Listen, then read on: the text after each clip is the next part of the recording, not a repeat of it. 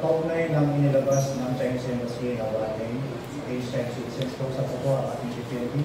Binigay niya po ng kautusan ng ating Director for Intelligence.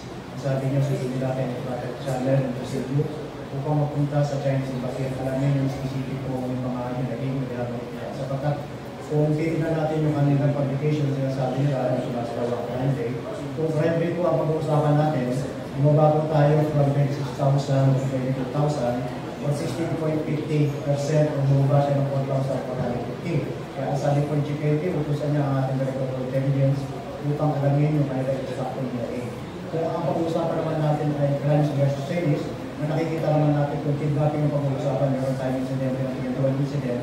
Itong 21 incident ay Chinese versus Chinese. Kaya sabi niyo, huwag tayo magula, sundin natin ang proper channel procedure, papupuntahin natin ang Director of Intelligence upang ipag-ugnayan sa Chinese Embassy at alamin ang extraction detalye ng kanilang